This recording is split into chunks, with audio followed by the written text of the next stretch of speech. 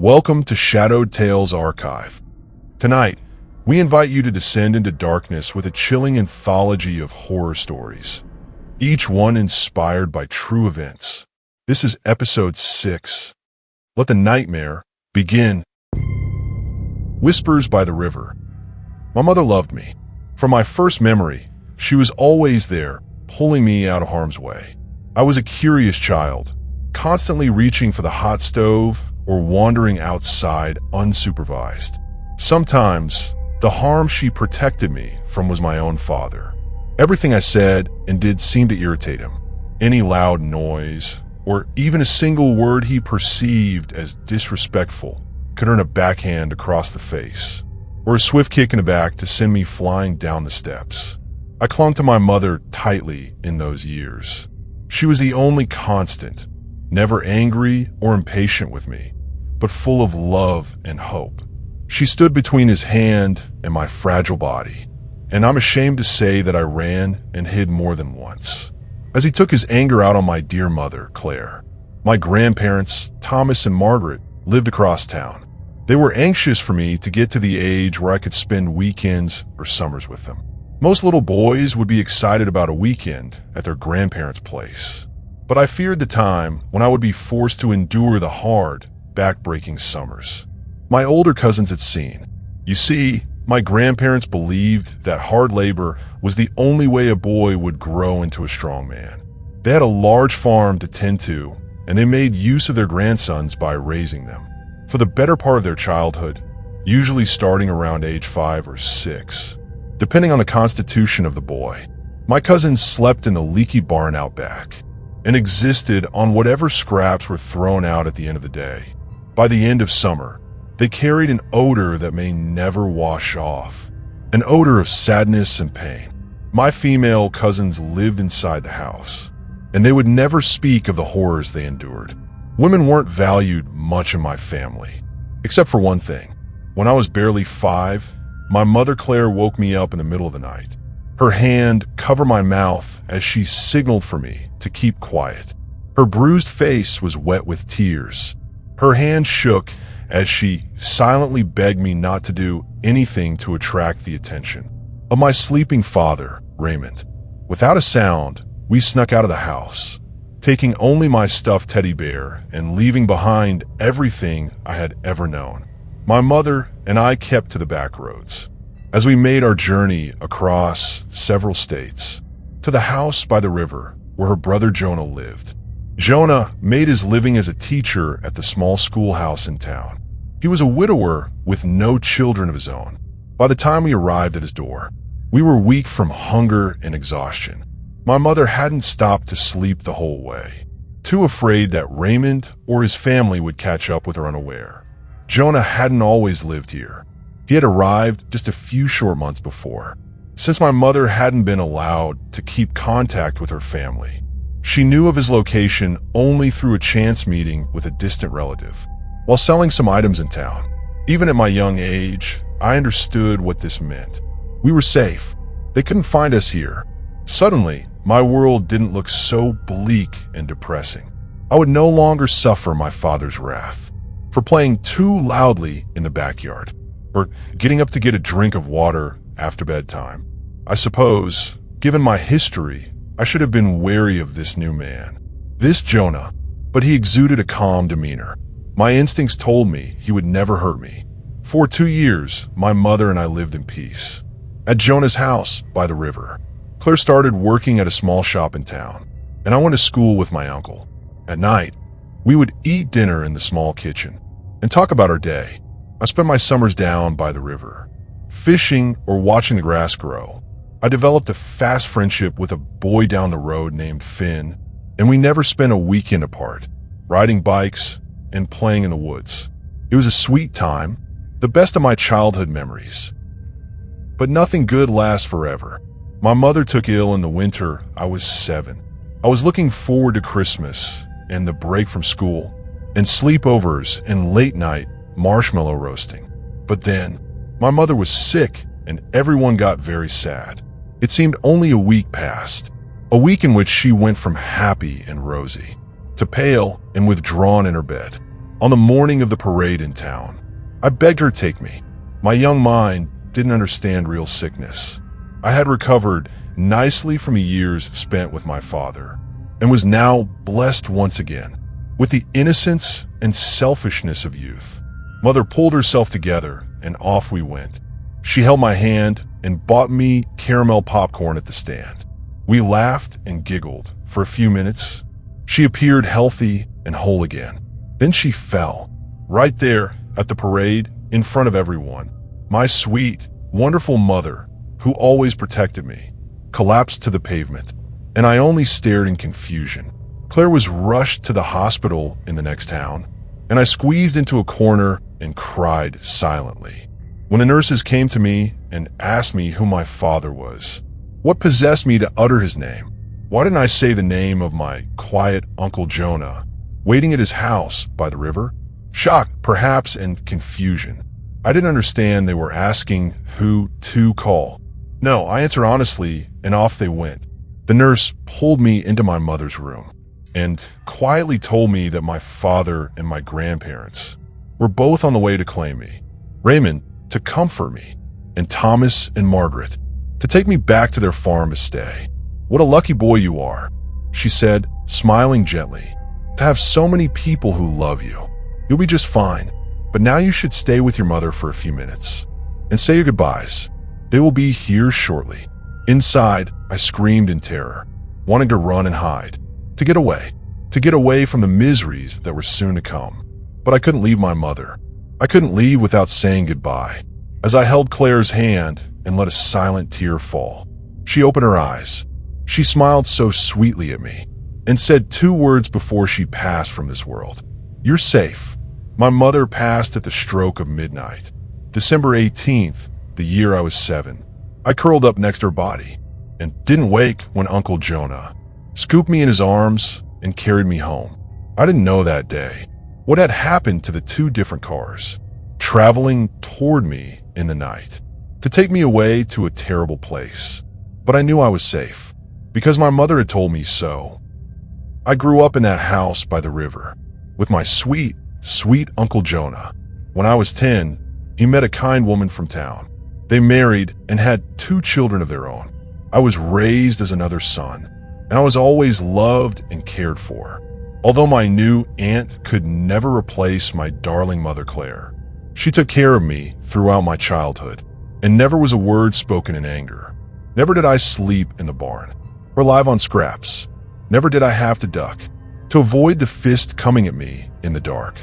My first year in college, I became curious about what had happened, to change the events that were unfolding in my life on that awful night.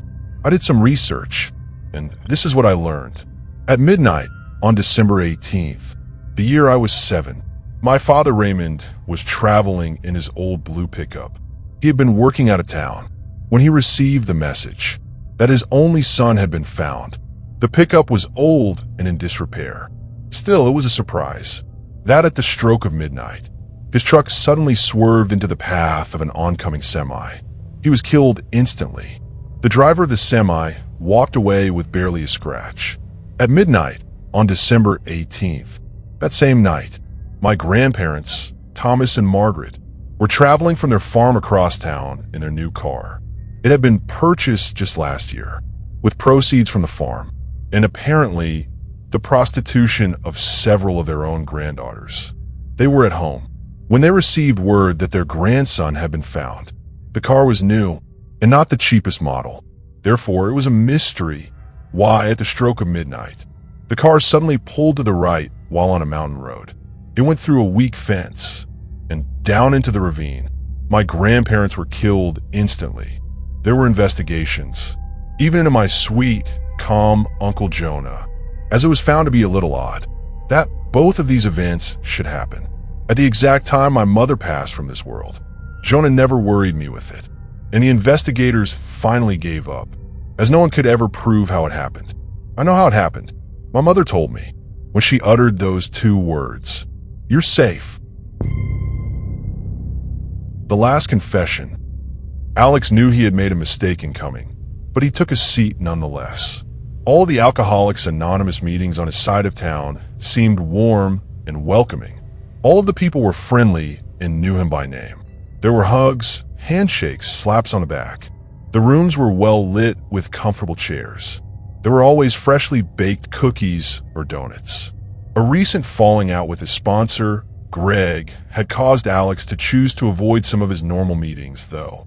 He had already been down to 2 meetings a week, which Greg had so poignantly called him to the carpet on, so he didn't want to cut those out completely. He had been feeling antsy lately and probably needed to go to a few more. Never the type to ask for help, he was unwilling to admit it, though. Instead, he decided to try a few meetings on the other side of the tracks. Whitehall, the seedy part of town. Fucking Greg, you're only as sick as your secrets, he said. Alex had made a list of all those he had harmed and went about making amends to them all. Some accepted his apologies, some didn't. All he could do was clean his own side of the street. There were a few amends that were impossible to make, but he had admitted all of his sins to either his sponsor, his therapist, or his priest. All but the one thing, that's what Greg kept harping on. Alex had stayed sober for 15 years. He deserved to keep the one thing to himself, didn't he? Fucking Greg. Alex chose a group with the innocuous name of New Hope that met in the basement of St. Pete's Episcopal Church. While groups sometimes did actually meet in church basements, they were rarely as depicted on television or in the movies. That's just not the way things worked. Hollywood had gotten the coffee and donuts part down to a T, but missed the mark on most of the rest. Sadly, there weren't even any donuts at the New Hope group. Alex wished that he had known. He would have sprung for some. AA had given him his life back and brought a good bit of financial security with it, so he didn't mind giving back now and again. He made his way over to the coffee urn, making eye contact with a few people on the way. He didn't even bother to smile. The most he got were some grunts and shrugs as he walked by. He had already decided that he wouldn't ever be coming back to this group, so why bother? He wasn't about to walk out, though. Giving up was for losers. He grabbed a styrofoam cup from the top of the stack, which already had some black smudged fingerprints on the outside, and filled it with a sludge that they called coffee here at St. Pete's. Alex threw a buck into a basket on the table and plopped into a chair that seemed to be farthest away from everyone else. This was nothing like the usual meetings he hit. The church's basement room was about 40 by 40 feet square. There were 8 rectangular folding tables set up in a makeshift circle with wooden chairs set along the outside. Unfortunately, there would be no speaker. This was a discussion meeting. They would most likely read something out of some bit of AA-approved literature, the Big Book 12 and 12, or some meditation book, and then go around the room weighing in on their own personal experience, strength, and hope.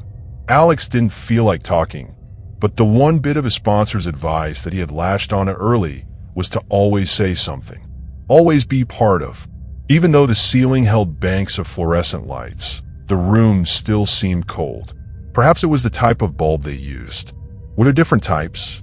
Or perhaps it was the way the light reflected off the sickly yellow linoleum floor and institution green walls. It smelled funny too. Oh well, thought Alex, it's only for an hour. He had spent twice that amount of time scraping together change for another bottle while fighting off the shakes in the past. In comparison, this would surely be more pleasurable than that. That's what it came down to, wasn't it? For him, to drink is to die. There were times that he had done the most disgraceful things in order to get drunk. Things that would have sickened him if he had been sober and not fiending for the next drink. So if sitting through a boring meeting in a crappy place meant not drinking, even for only an hour, then so be it. Not a difficult choice. He was not a snob, but the thought that the people here seemed to be a little lower class than what he was used to. He was by no means rich, but now that he had gotten his life together, he was back in the upper middle class demographic. The meetings that he attended were regularly frequented by businessmen, doctors, realtors, and other professionals. Frankly, even the blue-collar people at his normal meetings seemed to be upper class compared to these people. These people were. And he had to remind himself that he was being honest and not uncaring, the dregs of society. Unshaven, unkempt, tattooed, greasy, foul-smelling. A had taught him not to judge. There, But for the grace of God, go I. Still, it was hard. Just before the meeting was called to order, a man plopped down into the chair next to him. Oh, come on, buddy, thought Alex. 10 empty chairs, plenty to keep enough distance between all of us, and you have to sit right next to me. He sighed. At least this guy seemed friendly. Short, stout, PC for obese, with a red, round face, he introduced himself. Hi there. Name's Tom. How about you? Alex, he said as he extended his hand. At least Tom was dressed well. Button-down shirt, slacks, dress shoes. He was even wearing cologne. Or was it the smell of booze? No, Alex decided it was cologne. The guy's breath smelled bad, though. Not smelled as in drinking smelled, but just reeked. His teeth seemed white enough, but it was as if he hadn't brushed in ages. Tom tried to make small talk. I haven't seen you before. So how long have you been coming to these meetings? About 16 years, replied Alex. I came in for a year, and then decided that I wasn't ready to stop. I went back out for a while, and have been sober ever since. 15 years, 1 month, 1 week, and 2 days. Wow, Tom seemed truly amazed. How many minutes? Alex just smiled. Me? Tom continued. Me? I've only been coming for about a month now. I'll have 30 days on Wednesday. Well, congratulations. For some people, those first 30 are the hardest. Real white-knuckle time. Tom was definitely pink-clouding it. That's the term for AAs in early sobriety who think that life has suddenly become wonderful and carefree. After a good period of sobriety, it kicks in that drunk or not, life still has challenges. There's just no more alcohol to make the bad feelings go away. I'll be getting my chip. Tom was of course referring to the colored aluminum medallion that, although not universally used, has become almost synonymous with AA. Sobriety coins themselves do not help people stay sober as such. It's the meaning behind them that is important. When a person receives a coin for 1 month, 3 months, or a longer period of time, the coins give a sense of pride for staying sober as long as they have, and to motivate them to continue. If a person should feel the desire to drink again, they might finger the coin in their pocket to remind them of all the headway they have made up to that point. It makes them ask themselves if they truly want to throw away all that progress. Alex never liked the chips. He would occasionally step back and remember exactly how much sober time he had, remember that last drunk vividly, but he didn't want a constant reminder. He felt it would make it easier to ask the question, has it been long enough? Am I cured now? The conversation was surprisingly pleasant enough, but Alex was happy when the meeting began all the same. Same old, same old. Business first, then reading, then around the table sharing. When 8 o'clock rolled around, the chairperson indicated that it was time to close, and they joined hands for the Lord's Prayer. AA is not a religious organization, but saying the Lord's Prayer at the end is sort of a tradition in most, but not all groups. It's a sign of unity, if nothing else. Alex really didn't plan to stick around for fellowship afterwards, but he always stayed long enough to help clean up. However, before he got to the door, Tom cornered him. Hey Alex, am I going to see you around here again? Yeah, Alex creased his brow. Probably not. I live on the other side of town. I just stopped in here tonight because, well, it was just convenient. Alex guessed that had not technically been a lie. AAs had to be careful. Practice these principles in all of our affairs. Lies paved a slippery slope. Oh, Tom seemed dejected.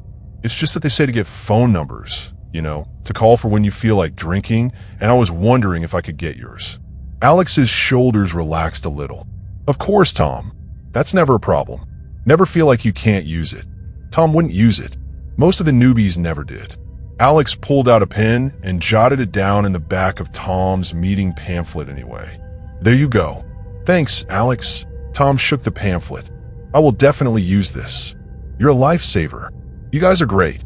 Tom bounced away. Alex made his way out into the parking lot and slid behind the wheel of his 2012 Kia. He said a little prayer for Tom. Hope he makes it. Who knew? Maybe being at that meeting was God's way of putting him in the right place at the right time. Alex rolled through the Burger King drive-thru on the way home to pick up an artery-clogging dinner. He just wanted to flick on the television, eat, shower, and get into bed. It had been an exhausting day. He had barely pulled into his garage when his cell phone began to jingle. Alex finished parking, unbuckled his seatbelt, and answered the phone right there in the front seat. It was an old habit, probably not a healthy one, but he just had to pick up the phone when it rang. He could not bear the thought of someone leaving a message. He had heard stories of AAs who were never able to get through to someone, and things didn't turn out well. Once their faith in the system was broken, especially the newcomers, they didn't trust it anymore. Hello, Alex. It's Tom. Alex shifted the phone to his right ear. What's up, Tom? Oh, no. Don't worry, Alex. I'm not thinking of drinking. Just wanted to test out the number. Practice call, you know. They say to get used to calling when you don't need to, and that way it'll be easier to call when you do need to. Right? Yeah, Tom. That is a good idea. So what's up? Well, not a whole lot since I saw you. I just drove home. That's about it, Alex said with a smirk on his face. I'm about to have some dinner, and then it's off to bed. Oh, okay, Tom replied. You go have your dinner and have a great night. Maybe I'll talk to you tomorrow. Sure, Tom. Tomorrow. Alex showered, toweled off, and padded into his bedroom. He slid into a pair of silk boxers and fell into bed. He didn't imagine that he'd have any problem sleeping. He was physically exhausted, but as usual, his mind raced a mile a minute. He was never able to fall asleep without the radio turned on, even when about ready to pass out. His head would hit the pillow and the stinking thinking would kick in. That's how Alex discovered the wonders of talk radio. Dialed in to a pundit recapping the day's news in a soothing voice. Alex pulled the chain on his bedside lamp and plunged the room into darkness. The pillow was cool. His stomach was full. His mind had calmed. Sleep began to. Alex's phone jingled. He propped himself up on one elbow, used the remote to turn the radio off, and grabbed the phone from the nightstand. Its screen had lit up with a number of the incoming call, but he didn't recognize it. It wasn't a name that had been programmed into his phone. Alex briefly considered putting the phone back down and letting it go to voicemail, but he knew that he would not be able to sleep until he heard the message and, more than likely, called whomever it was back.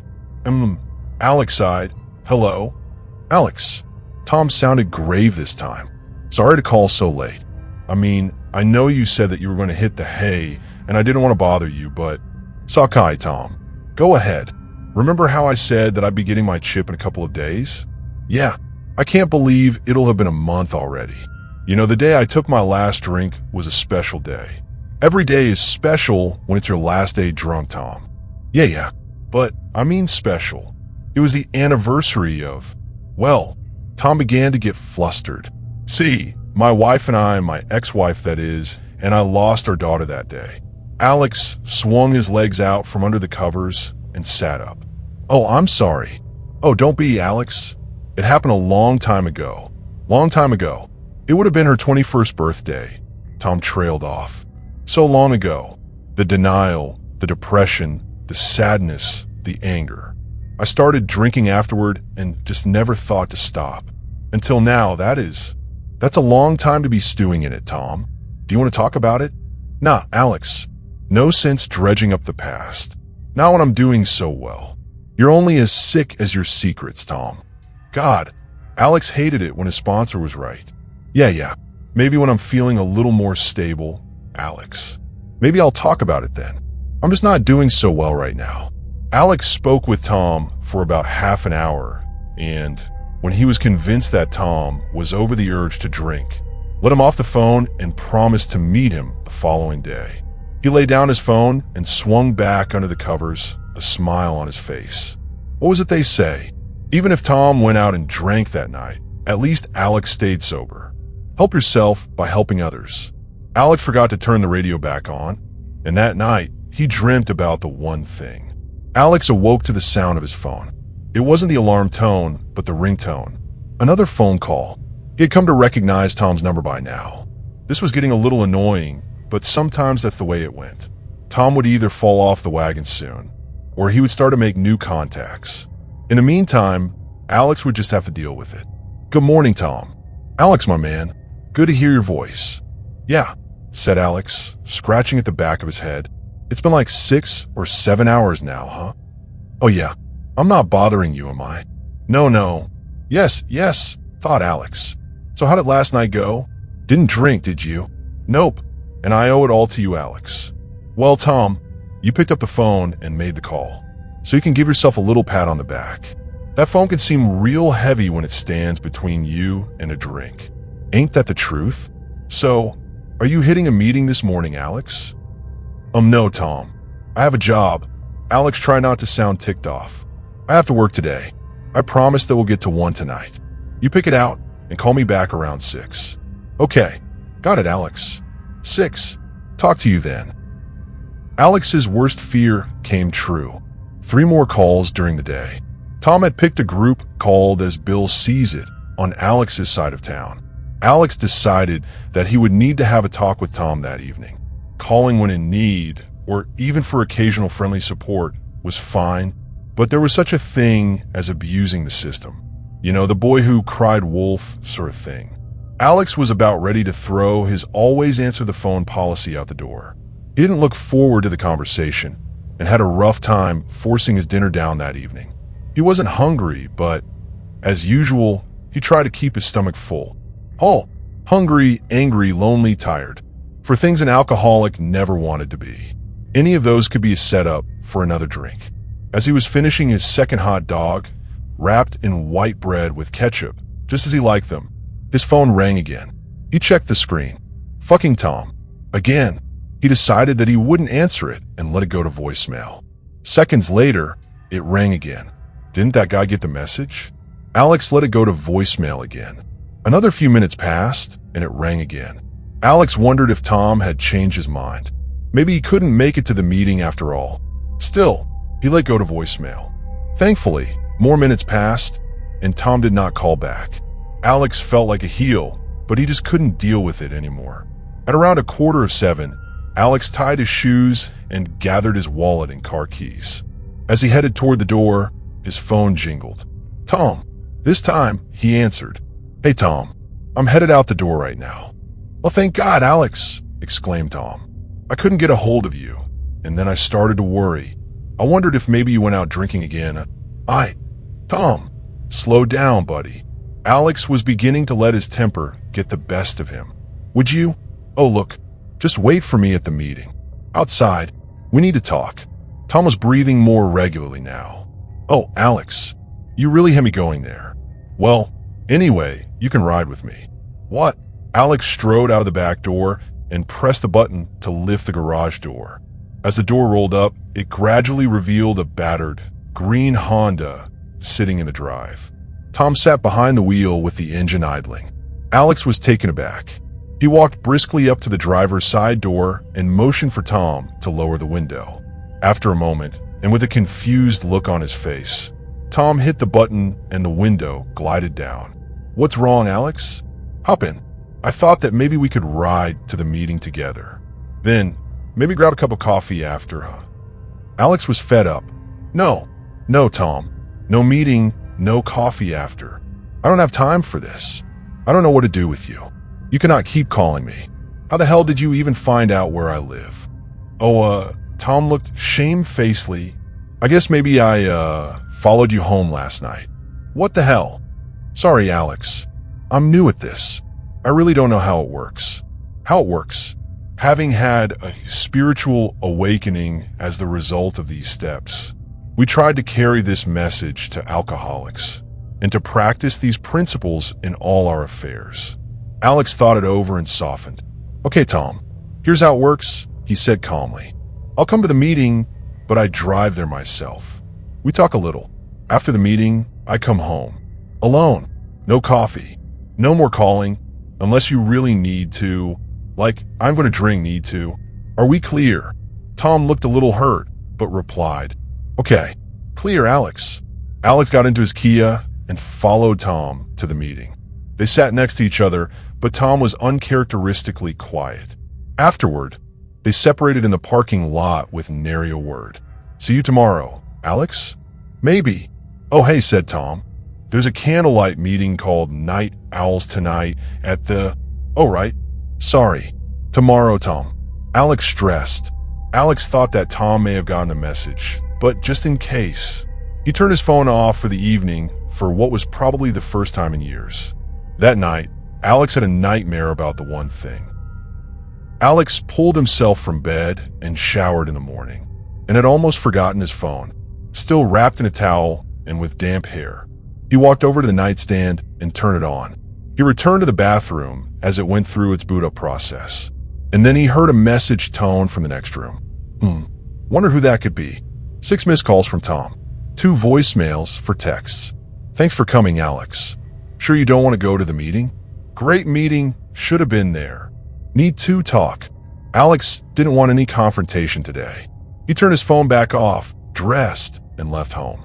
He knew, just knew, that Tom would show up at his door after not receiving answers for long enough. He planned to not be there.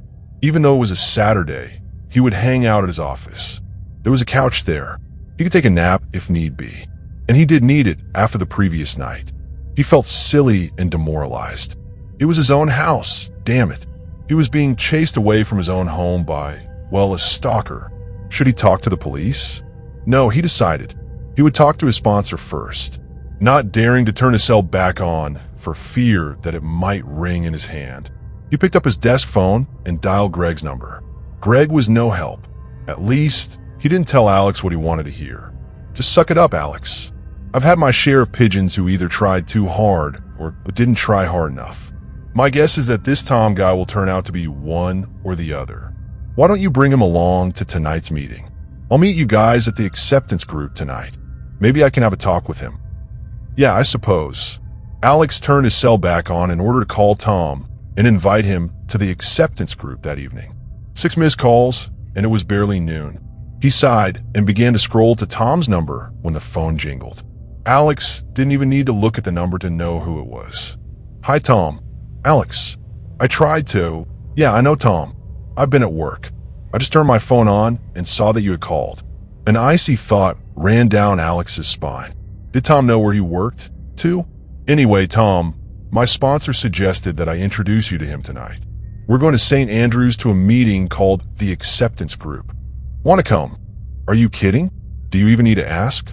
I would never pass on the chance to meet my sponsor's sponsor. He's like, what, my grand sponsor? Whoa.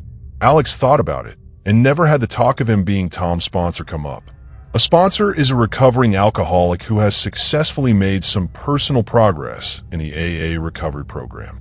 He or she is asked by another AA member to take on the individual responsibility of sponsorship. A sponsor shares their experiences on an individual and personal basis with another alcoholic who is trying to achieve or maintain their own sobriety through the AA program. They help the person focus and navigate through the stages of the program. The relationship between an AA member and his sponsor is usually a pretty close and intimate one, and not gone into lightly. Not only does an alcoholic need to carefully choose a sponsor, but also the potential sponsor must cautiously decide whether taking on a sponsee is prudent. Alex gave him the benefit of the doubt, though. Tom was new at this. Hey now, Tom, I'm just another alcoholic willing to help you out. I'm not really in the right state of mind to sponsor anyone. Not until he rid his conscience of the one thing, anyway. Okay, don't feel bad, Tom. You're new. You'll catch on to how this works. Then Alex had a thought, one that might rid him of Tom for good. Greg has really helped me out. Maybe he'd be a good choice for you to consider. Yeah, he won't be the same as you, Alex.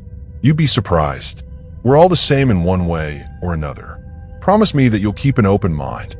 Okay, anything for you, Alex. Alex hung up and texted directions to the meeting. Then he turned his phone back off. He decided on trying to catch a little nap, after all, and so curled up on the couch in the reception area of his office. He drifted off almost immediately, but it didn't last long. He awoke screaming and in a cold sweat just 45 minutes later. He felt his face and realized that he'd been crying. Also, he dreamed of the one thing. Why had thoughts of it returned, and in such force? Fucking Greg. He brought it up and started pressing Alex. That would make sense. Although, Alex had a feeling that Tom had something to do with it. Guilt over avoiding him? Constantly having to look over his shoulder and avoid phone calls? Or perhaps the fact that Tom had lost his daughter? Alex pushed the one thing to the back of his mind once again and decided to cross the street to McDonald's to get in at least one meal before that evening's meeting. Alex had to cross a 4-lane street in order to reach McDonald's. It was the middle of the afternoon, clear weather, and being a Saturday, there was only light traffic. He absent-mindedly glanced both directions and crossed, not bothering to walk to the corner and wait for a signal. He was about halfway across when, seemingly out of nowhere, a car came racing at him. The driver was noticeably straddling the double-striped center line of the road, and overcorrected when he noticed Alex at the last moment. Alex could hear the tires screech as the driver got back into his own lane and sped off. A drunk knew the signs when he saw another drunk driving under the influence. This guy was definitely drunk, probably drinking in his car all morning and then falling asleep at the wheel after finally deciding to go home. Alex had done it himself. Even though he could have stayed home and drunk contentedly and safely in the comfort of his living room, he would choose to sit at the park on some mornings and drink at his car. He thought of how strange the ritual was and how it was not unique to him. On any given morning, there would be a spattering of cars in each lot, all parked as far away from each other as the lot would allow. Each car with a single occupant, seemingly just sitting there. Every now and then, he could glance over and catch the sight of a bottle being raised to the driver's lips. Fred, another guy from one of the meetings, would occasionally go down to a local park and work it. He'd walk around the lots and catch drunks, pretending that he had just been walking by and was looking to make conversation. Sometimes, his presence was enough to make the drunk drive away. Sometimes, they'd stay and talk. Sometimes, they would even offer him a drink. Only twice, as far as Alex was aware of, did Fred actually get a drunk to open up about his problem and agree to take Fred's advice. It might not have seemed like a lot, but that may have been 2 lives saved, plus countless others, if you figured in the innocent lives that a drunk might take along with himself on the highway to hell. Alex began to hyperventilate. He ran the rest of the way across the street and sat on the curb, his gorge rising. He tried to calm himself, but could not. Eventually, he vomited into the gutter. It wasn't the first time, but in the past, he'd always been drunk or hungover. He realized how pitiful he must have looked. He had never seemed to care in the past. Eating was out of the question. Alex went back to the parking lot of his office, crossing the street with extra care this time, and got into his car. He drove straight to the church. He would be almost an hour and a half early, but that was okay. Someone was always there early to open up the rooms and make coffee. It was nice to show up and shoot the shit sometimes. Not surprisingly, Tom was already there when Alex arrived. He was sitting out in the parking lot, but remained in his car. It looked like he was dozing. Alex walked over and rapped on the driver's side window a few times. Tom startled, and he rolled the window down. "Alex, you're early. That's great." "Yep. Couldn't wait to get here, Tom," he said half-heartedly. "Tell you what, let's go around back and grab a bench." Alex led Tom behind the church. There was a small outdoor chapel of sorts, just a few benches facing across and overlooking a small stream. Alex motioned for Tom to take a seat and then sat down next to him. "Tom, let's talk." Alex seemed surprisingly calm. "I know that you're pretty new to the program, and this may be skipping ahead quite a bit, but let me explain how the 4th and 5th steps of AA go. They are, to me at least, probably the most important steps of all 12. They are where you begin healing." "Sounds great, Alex." "Not really. I did a really shitty job on my 5th step. Remember how I told you that you're only as sick as your secrets?" Tom nodded. "Yeah, Alex. The 4th and 5th steps ask you to make a searching and fearless moral inventory, and then admit to God, to ourselves, and to another human being the exact nature of our wrongs. I can see where that would help. I have so much guilt and remorse, Alex. Sometimes, I think it's what makes me drink." Alex shook his head. "No, Tom, you drink because you're an alcoholic. But it's a whole lot easier to get sober when you get your head on straight.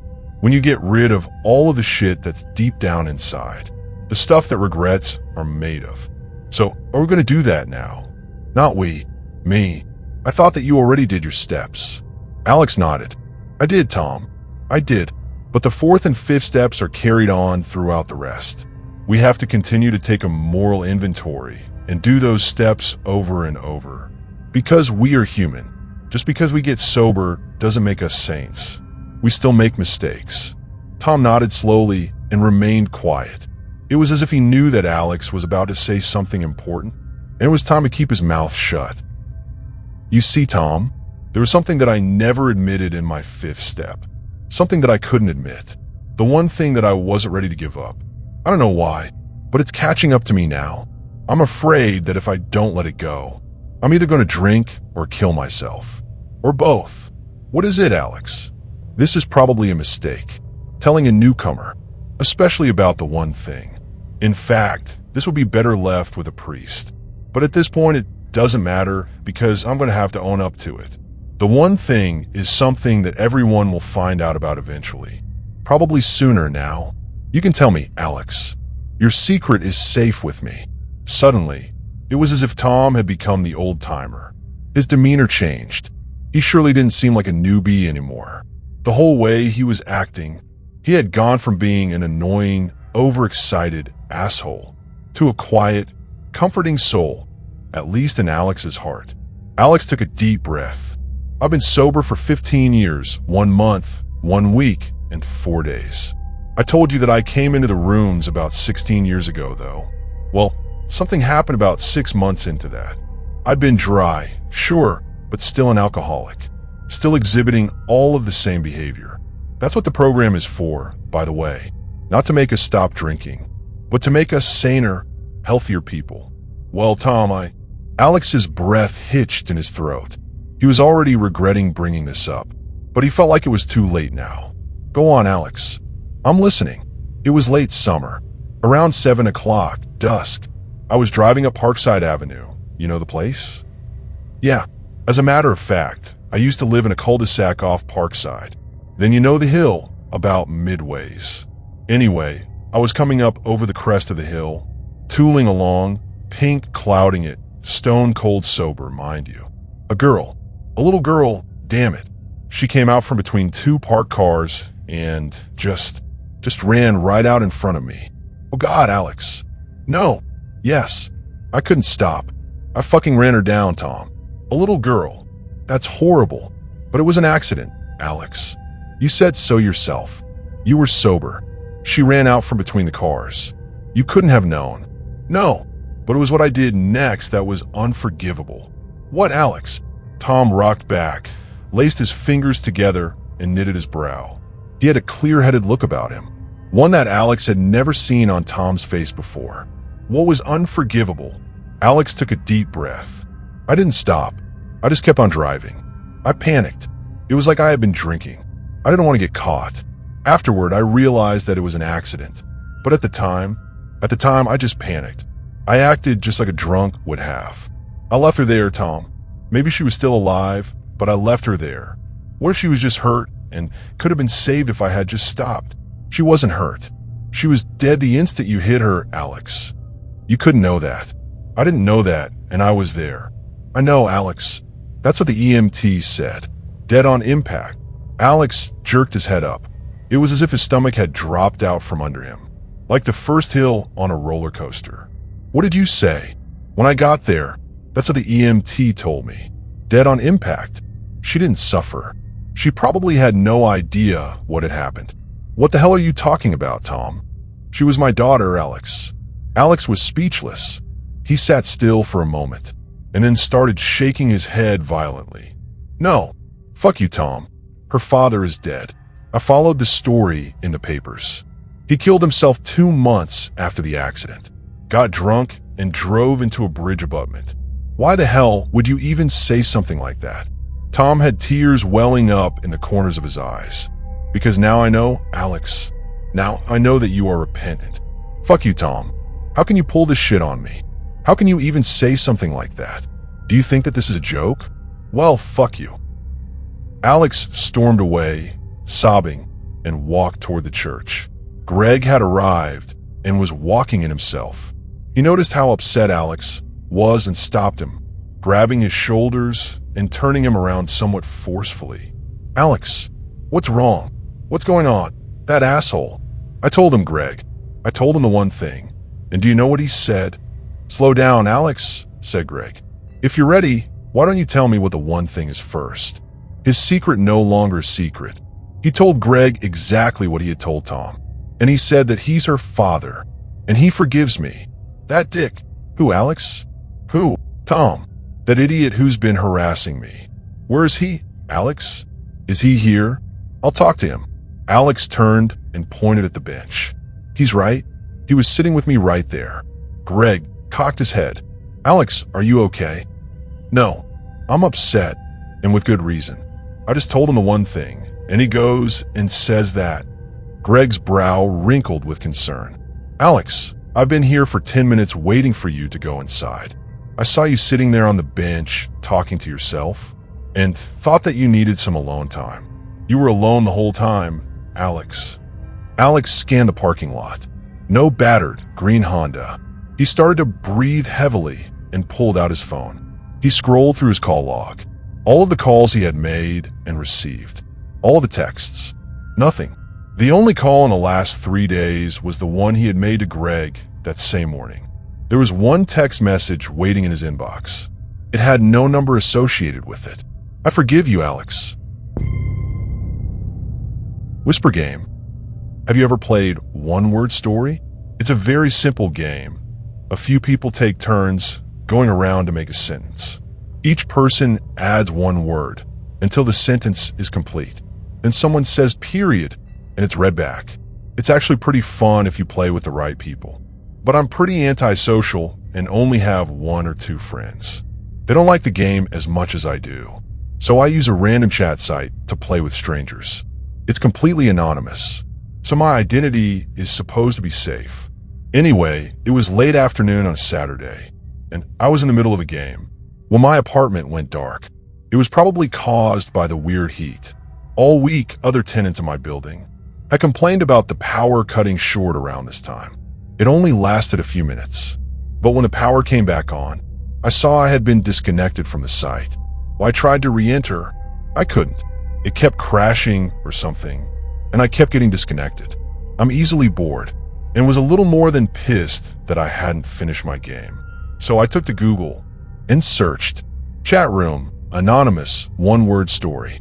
After 0.18223 seconds, I had 23,000 results. I scrolled down the page and tried a few sites out, but either the players weren't very good, or I was led to an anonymous sex chat site. It wasn't until the 3rd page of results that I found something interesting. Microfiction.com. I clicked the heading and entered the site. Then I logged in as a guest. I was really surprised to see how dedicated this site was to an overall simple game. Mystery, parody, anime, music, cartoons, horror, film, superstition, and superhero were just a few of the categories that people could use to play one-word story. For no particular reason, I went to mystery first and played a few short games. Then I went to horror, then to music, and to a few others. Eventually, I want to take a bathroom break and made sure to bookmark the site so I could visit it in the future. The site was pretty well managed. Under each main heading, for example, horror, there are subheadings. These were games being hosted by members. Some games only had a few people in them. Others had 30 or 40. Some were open to anyone. Others were private games that you could only get into if you had a password that the host had sent you. I played for a few hours, really enjoying myself, because everyone here took the game just seriously enough to make each sentence interesting, and also had enough fun to make the whole story funny to read out loud, while still making sense. It was 10 now, and 10:30 was my self-imposed bedtime. So I resigned to play one more game before going to sleep, going to mystery for the last time that night. I found a private game, being a guest on the site. I couldn't message the person to ask to join, and I would have kept looking for a public game, except that the page froze. I refreshed it and saw that the game had been changed to public, with room for one person. I thought about that, a one-on-one game of one-word story, and I felt excited at the possibility that this guy would be just as good as I was, and we could create something really unique. So I joined. The host, username ShadowWalker07, went first. I appeared on the screen almost instantly. I was impressed with this guy's bravery, as using I in this game usually led to embarrassing sentences in the long run. So I rewarded him with a simple enough word that would keep the sentence going. See, he responded almost immediately with you. This was honestly a very amateur tactic. It would make the game harder to finish, and the unsettling approach was never enough to make me quit. I decided to humor him though, and typed through his response, I thought about where the sentence was going and noticed that my living room window was still open from the afternoon. I typed window. His response was a period, signaling the end of the sentence. I see you through your window. I chuckled to myself, realizing this guy was a creep, a player who tries to make unsettling or disturbing sentences to scare his opponents into leaving the game. He probably had a friend with him, and they were thinking up ways to scare me. I didn't blame them. My sister and I did that last Halloween, when I babysat for my parents. I started the next sentence. His reply, or my reply not. His reply, safe. My reply was a period, ending the sentence. You are not safe. Again, I chuckled and watched as he started the next sentence. I appeared on the screen. I typed am, which was followed by coming. I thought about ending the sentence there as a slight punishment against the guy for not taking the game seriously. Instead, I typed for to see if he would type what I thought he would. He typed you. I was right on the money and typed a period. I'm coming for you. It wasn't funny anymore, just boring. There was a chat, so I used it to tell the guy to cut the creep stuff. I told him it wasn't funny, and if he didn't cut it out, I would leave the game. He actually replied, look out your window. That caught me off guard, but I did what I was told. Across the street, a light post had burned out its bulb, which I hadn't noticed before. It was pretty dark, and I couldn't really make out any shapes. I turned back to the monitor. ShadowWalker07 had typed I, and I saw in the chat that he had posted another comment. Basically, he was telling me what to write. I was becoming fed up with him, but 10:30 was just 5 minutes away, so I reasoned to just finish and did as he asked. I typed have. He typed a. I typed gun. He typed to. I typed your. He typed head. I finished the sentence with a period. I have a gun to your head. I sighed aloud and closed my eyes, stretching at my desk. I just wanted this game to be over. It was my turn, and he had sent me another list of words. So I typed die. He typed am. I typed that. He typed your. I typed window. He typed a period. I am at your window. Reading it aloud, I realized the game was over. We had made this story relate to our first sentence. Out of habit, I read every sentence out loud. I see you through your window. You are not safe. I am coming for you. I have a gun to your head. I am at your window. I finished reading and rested my head against my chair. Yawning, I was drowsy and thought about sleeping in my chair when a loud, cracking sound echoed across the empty street outside, and I noticed a crack. That was spider webbing from the center of my computer monitor. I blinked to full alertness and saw it, the glint of a bullet, sticking out of my screen. I turned my head behind me and screamed as I saw someone in a mask staring in through my window. Out of panic, I dashed out of my chair and into my bedroom. I hid in the closet under a thick pile of dirty laundry and waited, trying to control my rapid breathing as my eyes adjusted to the uncomfortable darkness. It was a few minutes before I heard soft footsteps. The maniac was in my bedroom. I could see his dark boots and leather pants. He fired the gun again at my bed sheets. He must have thought I was hiding in the covers. He rummaged through my drawers and took something that I thought was money, or my prescription medicine. I saw him stalk toward my bathroom and fire a shot into the shower. He looked around in there before turning around and looking under my bed. He was almost level with the floor, so I could see his features. He was at least 6 feet and dressed in all black, except for his mask, which was white, with red tear tracks under the eyes, and a painted set of crooked, beast-like teeth. He seemed to see perfectly in the dark. I could really only see him because his clothes seemed to be darker than the already lightless interior of my bedroom. After what felt like hours, he stood up and walked out of my room. I stayed in my closet all night, eventually falling asleep, covering my unclean socks and underwear. I smelled horrible in the morning, and the first thing I did was take a shower. As I did, I stepped on the bullet that had torn a hole in my shower curtains. Afterwards, I called the police, who told me to come down to the station. I got ready to go, but couldn't find my keys anywhere. While looking through the drawers of my desk, I complained internally about my monitor being busted. I could still see the site, the chat room, and the game, and took a picture of it with my phone for the police.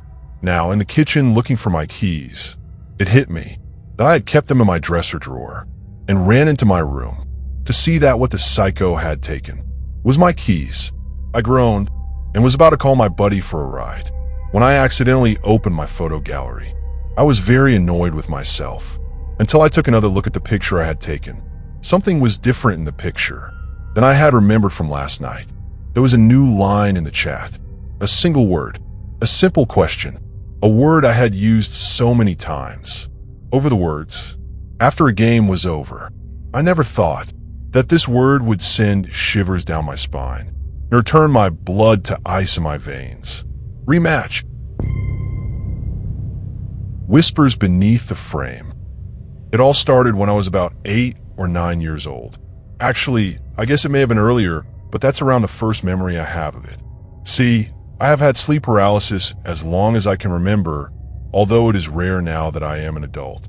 Most people that I've told about this have assumed I'm just scared of the dark or have bad nightmares, but that's not it. Although I am and I do, haha. I have always had very vivid dreams. When I was dreaming, I was there. I could see, smell, hear, and feel. I was also a very adept lucid dreamer, having the choice to affect my dreams at will. That didn't work on nightmares though, and I often had nightmares before these episodes. Horribly vivid nightmares, almost every night.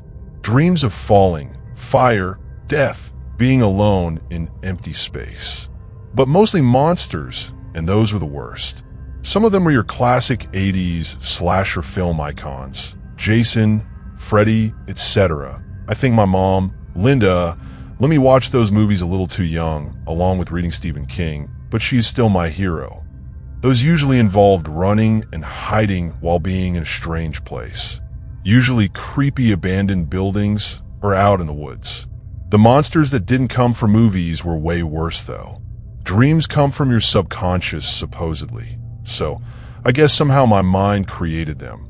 Although as a child it seemed like they were from the depths of hell.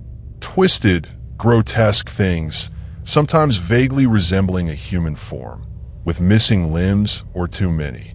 Hideous faces with skin missing or eyes hanging out of sockets. Some are not human at all.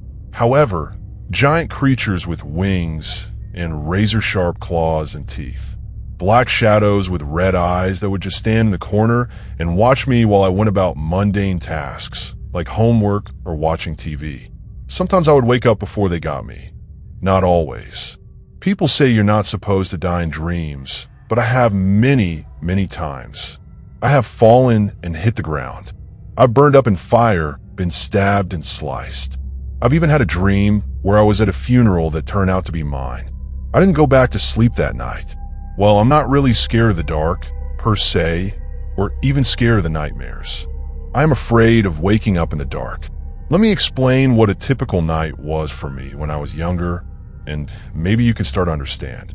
I would fall asleep in my bedroom with the TV on, mostly for light. Sound would be just loud enough to make out what they were saying. Sometimes I would fall asleep on the couch with a light and sound coming from my parents' room before I had a TV in my own room. Then the dream would start. The worst one ever, which I had often. I don't know how rare recurring dreams are, but I feel I got more than my fair share, would start with me waking up in my own bed. I would be viewing as though from my own eyes, rather than third person as a lot of dreams were. I would look over at my alarm clock, and it would say 3:33 a.m., always. Then the fear would start. I knew what was coming, but was powerless to prevent it. I would slowly place my feet on the floor and stand up while stretching and yawning. I'd start to head for the bathroom. Not sure how I know the bathroom was my destination, as I never made it there, and I would trip on something. I crash on the floor, hitting my nightstand, causing my alarm clock to fall on my head and bounce to the floor. So I'm lying there cursing myself and looking under my bed. There is nothing there, and I mean nothing. The meager light in my room should penetrate at least a few inches into the darkness, but it's like a wall of black shadow, an empty void, and I freeze with fear. Suddenly, two small blue orbs of fire appear. Directly, eye level with me. The eyes of some unknown being staring into my soul. Its breath was the worst part. I would see it and smell it at the same time. I only know it was breathing because it came out in a fog, like when you were outside in winter, only it wasn't cold in my room. And the breath upon my face was cold enough to chill me to the bone. And the stench, it was as though someone took dead animal carcasses and dirty diapers and lit them on fire with 1,000 matches, like sulfur, burnt hair, and shit. My mind would be screaming, run, hide, but my body is frozen. I am hyper-aware. I can feel every muscle in my body tense up in preparation, but nothing happens. Then it grabs me. I see nothing, no limbs of any sort, but I am being dragged under the bed. Then I am in total blackness. I can feel its disgusting breath on my neck and hear my heartbeat, but my sense of sight has totally abandoned me. I don't feel arms around me specifically, but I'm being held there.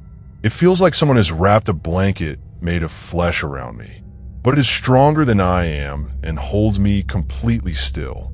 Then I feel its tongue slowly lick from my neck to my ear, as though tasting my fear, in a voice I can only describe as broken glass soaking in blood, gravelly and grating but wet.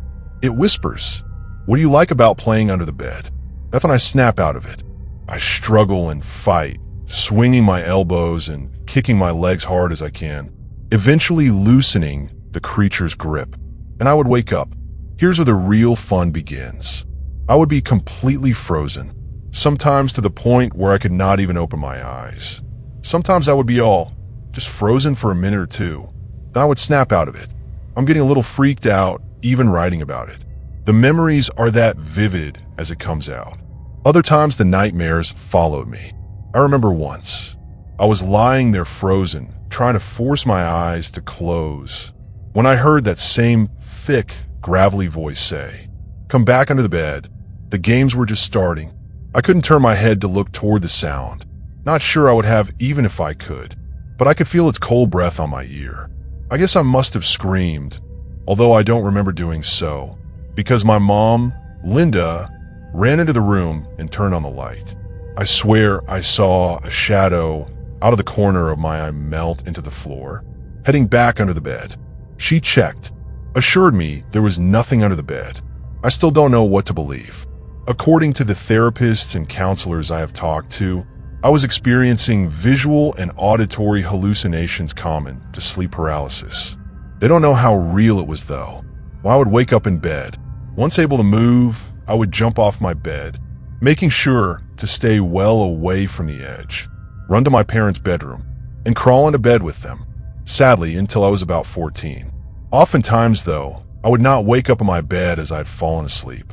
Sometimes after that specific dream, I would wake up on the floor next to my bed, which was the worst, especially if the paralysis kicked in, which was often.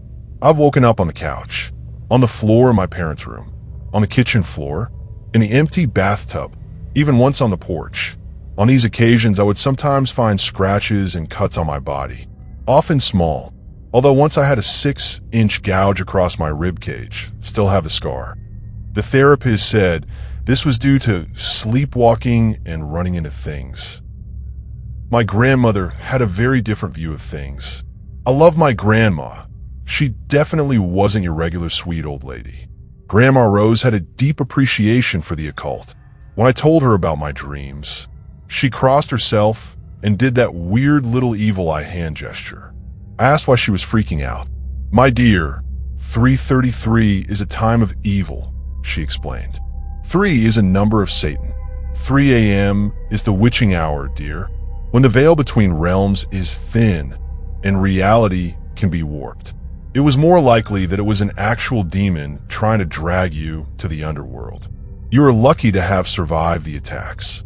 She also told me that I wasn't sleepwalking, as the therapist suggested, but actually in another, I guess you'd say, alternate plane or dimension, or even the underworld. We always thought she was a little crazy. Now I'm not so sure. I wish she was still alive to help my family.